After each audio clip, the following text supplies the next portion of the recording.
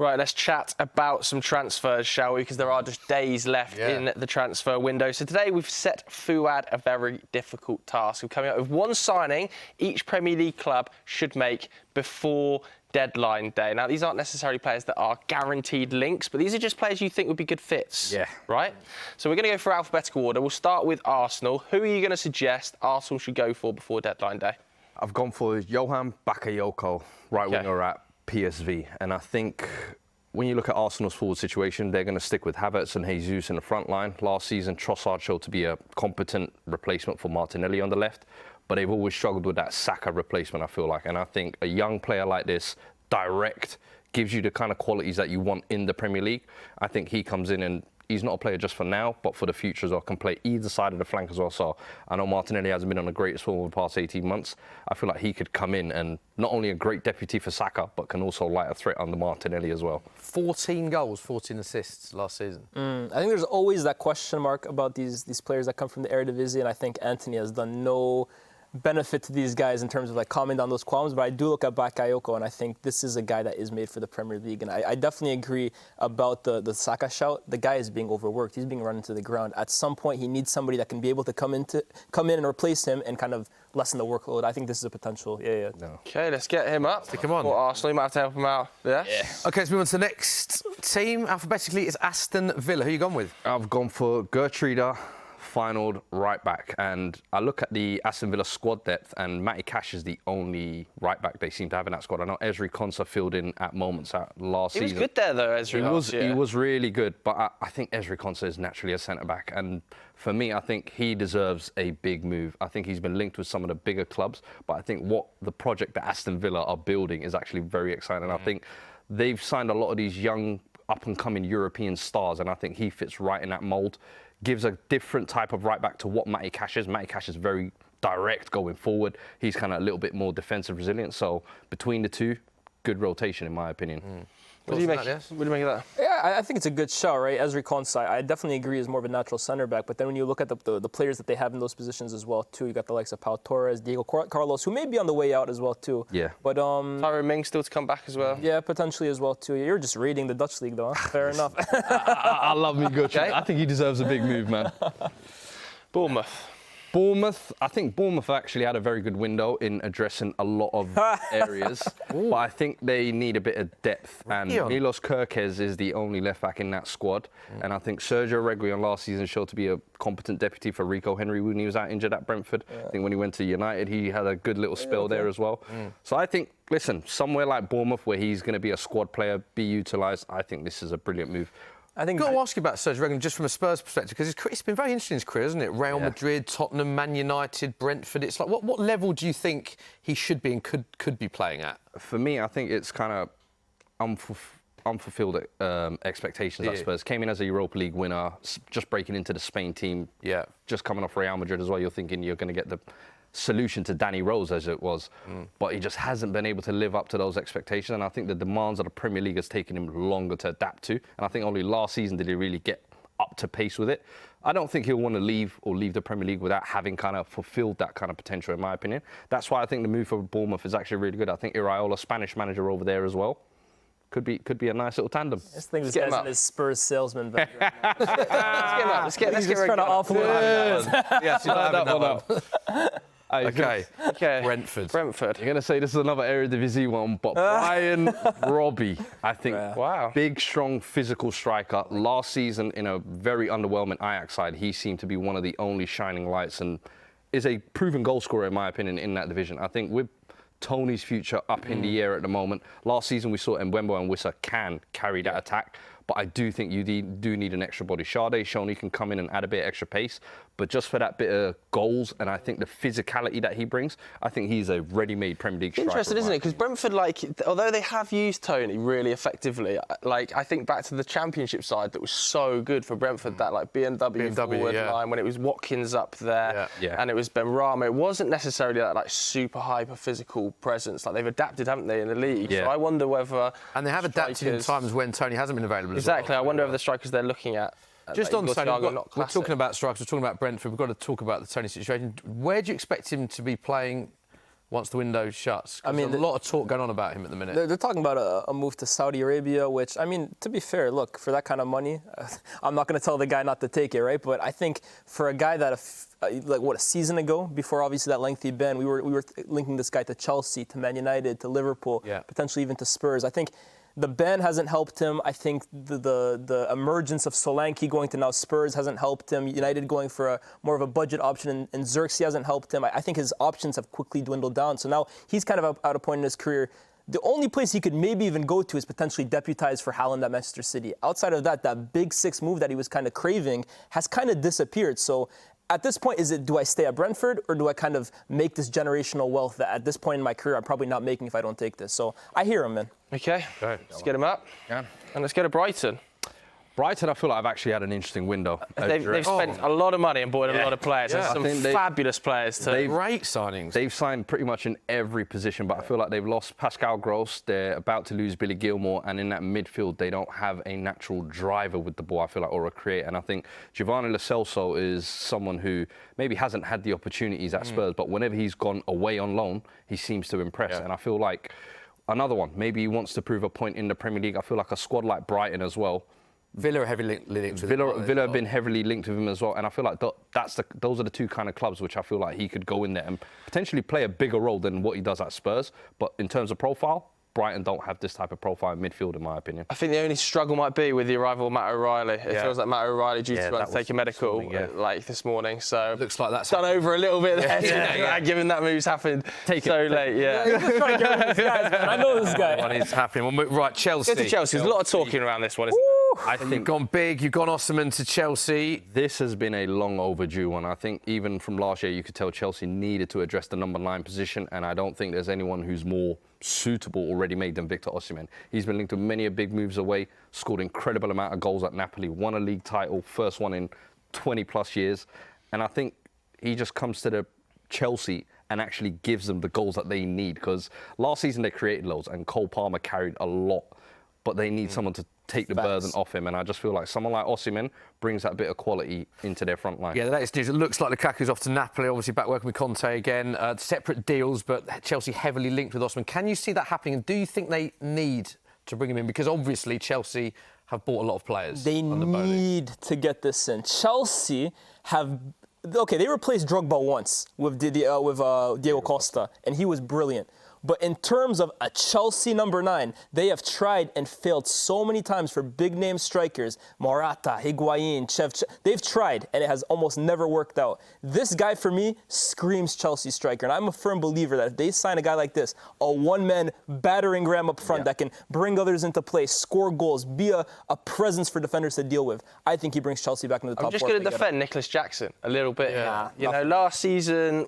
we can laugh and say, people talk about his misses and his offsides and things. Yeah. But he ended the season with 14 goals. I think he got still 5 assists. Very young, 5 assists. He got 3 of them in the worst hat-trick at White Hart Lane I've ever seen in my life. But overall, I think from day one to the end of the season, his improvement was I think that's the thing. He took massive steps forward in his overall game. I agree. I do think there has been improvement, and he's a player with potential maybe. But I don't think Chelsea are in a stage where they can no longer wait. They're waiting for 40 guys to potentially come up. You need one at least proven senior player who's seen it, done it, and I think Osimhen ticks all the boxes there. Check him out. Okay, I don't think you win with Nico Jackson as your striker up front. Yeah. Okay. Crystal Palace. This one, Joe Gomez. I think Joe Gomez now wants out of Liverpool. I think Crystal Palace have just gotten, sold Anderson to Fulham. And I think a perfect replacement. He's a South London boy. Come back to your South London roots. And I think Crystal Palace, what Glasner's building there is potentially an exciting project. You've won and done everything there is to do at Liverpool. Now you can go and be the main man and almost like a leader. And I think a partnership of him and Guehi, really good. That's perfect in terms of your England shout. So for me, I think that's a great move. To Newcastle, obviously. Interesting to see what happens with that. Rumbling. What do you make of the Joe Gomez situation? Obviously, been at Liverpool for long periods of time, very versatile. The fact that he's been out of the squads looks like he might go. Are you surprised at that? I mean, I'm not too surprised. Look, Joe Gomez is a talent. I think people forget that season Liverpool won the league. It was actually him next to Virgil van Dijk who formed such an imperious partnership. And I think the injuries that he's suffered have kind of stifled his development since then. But this is a versatile defender, like you stated. Did a real shift at left back at times. Last season. Can play centre back to a high level. I think it would be a brilliant piece of business for Palace to replace Joachim Anderson with Joe Gomez. I think especially with how Glasner's lined up with that sort of back three at times, being able to play anywhere across the centre or defensive positions feels very nicely suited. Okay, Let's get him up. Let's go to Everton now. Intrigued to know who you've gone with. Gone for Wilfred Gnonto, who I think was linked with them last season. And in the summer, I think, still. Yeah, and deal hasn't really been able to get over the line. I feel like Leeds obviously unable to get promoted, but he's a player who I think makes the difference in the Premier League. And I look at their attack. Obviously, they've got Beto, Calvert-Lewin, and they brought in Iliman Ndiaye, who I think brings a little bit of difference to it. He is along that same mould, I feel like, can give you depth in the wide areas where I think they've only got two actual wingers in Jack Harrison and McNeil. So he just gives you extra depth out wide, bit of extra quality up front as well, and just a dynamic player in my Do you opinion. think Leeds were willing to let him go? Obviously, I was watching the Leeds game last night. He played. I think he came off on the 88th minute. So I played a big part of that game. I was also watching an interview with Daniel Farke midweek, and he made a big point about the amount of outgoings, the likes of Rutter, Archie Gray, Somerville, Sinisterra. I mean, Leeds have been picked apart in terms of transfers. That's another top young talent at 20 years of age. Would Leeds be willing to let another one go? Do you think it'll be down to price point? That's the only difficulty. I think they have sold a lot, but I do think last season he really did want to make the move. So if he maybe kicks up a stink in the last week, you know, deadline day, anything can happen. So yeah, it's an interesting one, isn't it? Because I feel like Everton screaming out as well potentially for another right back with Patterson's injury record. Obviously, Ashley Young sent off first game, Seamus Coleman, Kieran Trippier we've seen being linked this week. So let's see what Everton do over the next few days. Let's go to Fulham though. Fulham, I've gone Ryan Cherky. My brother. I think this is the definition of a streets won't forget footballer. And at what, 19? Listen, I'm telling you now because he's been at Lyon and he's been touted to be linked to big clubs, but for some reason he just doesn't seem to be getting it. I feel like it's almost like Ben Arthur to Newcastle is what it reminds me of. You come to kind of that mid-table Premier League club, really show what your talent and your ability is really about in this league, and then you can maybe get that bigger move. But I think he's a talent, and I look at Fulham's project and I'm thinking Iwobi, Pereira, Cherky, with ESR as well. That could be an exciting, you know what I mean, little attacking unit. Fulham under Marco Silva have made a real habit of almost like revitalizing careers. I mean, I even remember Willian going there. Obviously, he just recently left, but he kind of got his career back on track. Cherky is tremendous talent, man. He's a guy that I'm hoping declares for Algeria very, very soon. Yeah. In terms of quality, we saw clips over the summer of the Olympic team where he was doing things that are just out of this world. So natural ability, technique. This guy comes in, and no exaggeration here, is one of the most gifted players in the Premier League from day dot. The question with him is, can he put it together on the pitch? Mentality, can he really get it? Because, again, in terms of natural ability, he's as good as he gets. And that's where I feel like a coach like Mark Silva, who has pretty much got a band of misfits and helped them perform, he can be perfect for him. Yeah, Olympic silver medalist with France not too long ago. Let's move on to Ipswich. I think they've had a pretty good window if you look at what they've done. Yeah, very smart. They've got Delapin, they've got Calvin Phillips, who, with regular game time, Sammy Schmodic scored a lot of goals last season. Obviously, bro, you're linked as well. Jack Clark looking like... They've basically taken Jack Clark and Smodic, who are two of the best players in the Championship. Exactly. If they drop back down, they've just got a super bringing together the EFL All-Stars, honestly. I like that. I think another young talent who I don't think is going to be used a lot at Chelsea, Kenny Chukwuemeka. I think he could come in, and I know they've got the double pivot of Luongo and Morsey, who've been there from League One, but he can just bring that little bit of quality and just that little bit of X factor, I feel, to their midfield, get regular minutes in playing under Kieran McKenna as well, who seems like he's playing an exciting brand of football. Definitely. I think that could be a great move for him, even if it's just a loan spell maybe. It's a win-win for both. Carney and Calvin Phillips, double pivot. I feel for Carney, man. I mean, I remember last season under Pochettino, it looked like he had a real big part to play. Obviously scored against West Ham, and I think that injury really, Chelsea almost like moved on since that point, and obviously there's so many incomings and outgoings at Chelsea that I think he's just the latest victim of that. But I still believe there's a real talent in Carney. Get him up. Let's go to Leicester. Agree with a lot of his picks so far. Yeah, some good play. Yeah. Bar the Spurs ones. Listen, those make sense as well. In your head. Leicester City, I've gone for Tammy Abraham. And I know Jamie Vardy's just scored, but on Monday night, but 37. I don't know if you can rely on him for the entire season. I think Tammy Abraham, Dobovic's just come in at Roma, so it's looking like he's maybe going to be the backup striker. I think he, over the past year, hasn't played a lot as well. Yeah. Come and get yourself maybe a loan move, maybe a permanent transfer to Leicester. I think this would be great for not only him, but Leicester to get some extra goals as well, because they need it in order to stay up. Nice, Yeah, love it. worth pointing out, Tammy, obviously 2 starts last season, but he was out with a serious knee injury. It's worth pointing that out. Let's go to Liverpool. Liverpool, I've gone with Angelo Stieler, who I don't think many people will know, but I think it's actually very good in Liverpool's case, because over the past maybe 2 years, every big name defensive midfielder they've been linked with, they've almost missed out on, whether it's Caicedo, Tchouaméni, Bellingham, guys who've wanted to play in that position. I think last season at Stuttgart, they were one of the surprise teams in the Bundesliga, and he was a key cog in them. Not only at the base of the six, but can move the ball and progress the ball forward as well. I think going a little bit under the radar because he's maybe not the biggest name, but I think falls into that typical Liverpool profile of signings of players who are bubbling, but once they sign for Liverpool, they go to that next level, and I think he falls right in that line. Yeah, great ball progressor as well. And that Stuttgart team, like you said last season, massively under the radar because of the feats of Leverkusen to be able to get into the Champions League. Came second. You know, finishing above teams like Dortmund, finishing above Leipzig, finishing above Bayern. It is a ridiculous achievement, and nobody really talks about it because of what Xabi did. Yeah. Now, Man City, it's hard to, I think, sign anyone for them because they're pretty much they're spoiled for choices. But I thought Adam Wharton as if in they my need eyes. him, man. Come on. And For the end of the deadline. I just look at the him. end of the window. Listen, I just look at him as almost like the perfect Man City player. I know Gundogan's now obviously come back, but prior to him coming back, I thought this was almost like the perfect shooting replacement. I know he's only joined Palace in December or January, but the impact he's made since then, breaking through to the England squad, and the way he plays football, this is a Pep Guardiola player. I know what you're saying in terms of he could be the replacement, but for a player like that, I think is at such a premium now. When you look at how many clubs need a player of his quality in that area, I think he's going to be the next huge signing for some club. I think there is such a premium on Adam Wharton. Do you not think, though, for him to go to Man City, where there's the most competition for places in his position than any other team, is potentially the worst move because he needs regular football for that progression to get into to become an England starter? That if he goes to Man City, the likelihood is he's going to be behind players because this is before the end of this window we're doing. The thing is Rodri last season, I think he was almost like a freak where he didn't get injured. Yeah. You never know what's going to happen. I think Gundogan is obviously coming back a year or two older. Nunez hasn't really lived up to the expectation. I still think he could come in, and with the quality that he's shown, he could still get enough game time. I don't think him coming in will be the same as the Calvin Phillips situation, in my opinion. I definitely agree with you in terms of, first of all, this window I don't think he's going to move. No. But similar to how Declan Rice commanded such a market a year ago, where the likes of City were after him, Arsenal, United had an interest in him. I do believe in a year or two, Wharton will command a similar market because of just kind of player he is. Exactly my point. I think he's going to be one of the next premium players that demands a huge fee because there's not many like him. I think he's a fantastic player. I have to say that Kovacic in that 6 Looks brilliant. Yeah, Brilliant. Solution. Got a lot of options in there. Solution. Okay, let's get to United. Man United, I've gone for Manu Kone, who I watched during the Olympics of France and I thought was really good in breaking up play, moving the ball on.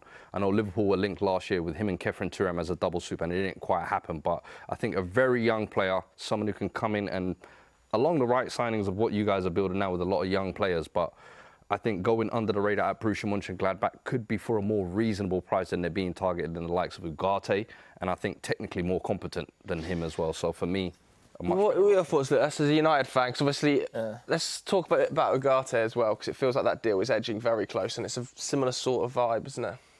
I mean, yeah, that's obviously the position United's kind of been crying out for, right? That holding midfielder that can kind of accompany a Kobbie Mainoo, kind of take away some of the burden off Casemiro, who seems to be declining every single season.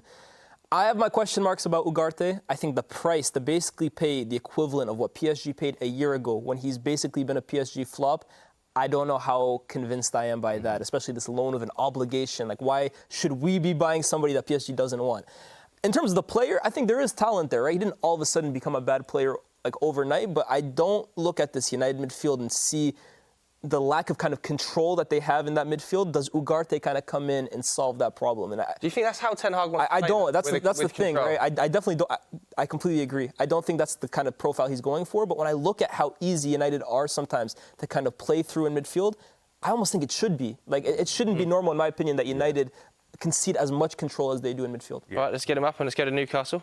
Newcastle, I have gone for Kingsley Coman. Okay. And their wide options only seem to be Anthony Gordon and Harvey Barnes, and I think they need depth there. Kingsley Coman no longer wanted at Bayern Munich. I think he's a player who everywhere he's gone, he's won a league title. He's contributed heavily.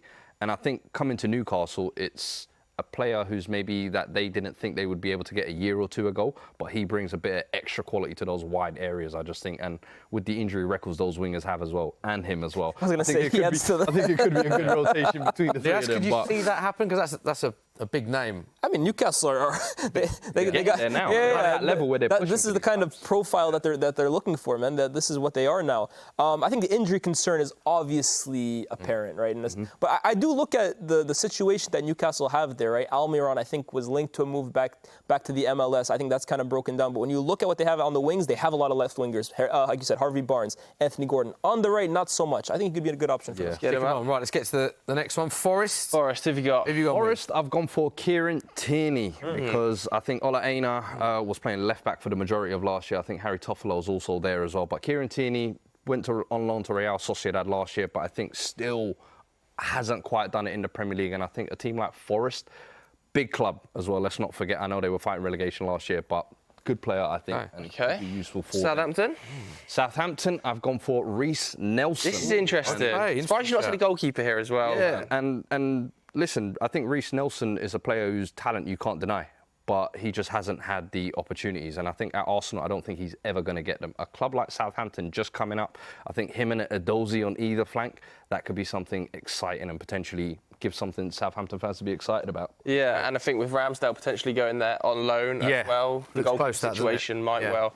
Let's go to your club, Tottenham, then. I've gone Pedro Goncalves, who I think is a player at Sporting Lisbon who's put up double figures in goals and assists over the past 2 seasons. Yeah, very 11 goals, productive. 12 assists last season. Quality, and some of the goals he's Very scored versatile as well. Very versatile, and I think that's what Spurs need right now. Ange loves a player like that. In those wide areas, yeah. I think we just signed Odegaard, who's obviously 18 as well, but the wide areas I just feel like are lacking for us, and I feel like he's someone who gives extra contributions from out wide. Do you think Spurs need a winger more than a DM, or both, or what do you think is the area that they're likely to... I think wingers. Do you think wingers is likely to come in before the end of the window? Yeah. Because, I mean, we do have a number of wingers, but Solomon's at the moment going to Leeds. Looks like Leeds as well. medical potentially, so, Mikey Moore, unless you're going to give him the reins, which I'm more than happy to, but I do think some more experience and some more quality, and he falls in that bracket. Club record contract for Mikey Moore at 17. So let's go to West Ham. Right, last few. West Ham. I've gone for. I thought that's a Jude for a second. I know. Everybody thought this said Jude, but no, it's his brother Joby. I think had a good season at Sunderland. Should be playing in the Premier League, in my opinion. And I think a club like West Ham maybe doesn't play week in, week out, because obviously they've got the likes of Guido, Souček. But I think in terms of Ward-Prowse's position, they don't have almost like someone as a replacement for that. And I think he just comes in and gives extra quality, extra depth. And I'll be excited to see how Jude Bellingham's brother develops in the Premier League, to be fair. Because West Ham quite, like, They've had a really good window. I feel like they're stacked in midfield. You're talking about Paqueta, Ward-Prowse, Edson Alvarez, Guido Rodriguez. I don't know if there's many minutes for him. Kudus, I think Edson Alvarez. I think Kudus will be playing out or wide. out wide, You're not having that one. He's taken till number 19, but you're not having this one. I don't know. Let's get him up and let's talk Wolves. Let's go to Wolves. And then Wolves, I've gone Kevin Danso. They've obviously sold Max Kilman, their captain, this summer, which is a big loss. They still haven't replaced him. But Kevin Danso playing for RC Lens, who qualified for Champions League a year or two ago and was playing a big role. I think very physical, very strong, very quick, can handle. Crazy. And in the Euros as well, looked very good for Austria. Looked good in the Euros, didn't he? Yeah, looked really good. So I think Wolves, that's the type of profile of centre-back that they need. There we go. So Neto let's have a little recap. There is confirmation of one player that every club needs to sign before the end of the window. Let us know what you think of that at home. I think there could be a couple that actually happen in there as well.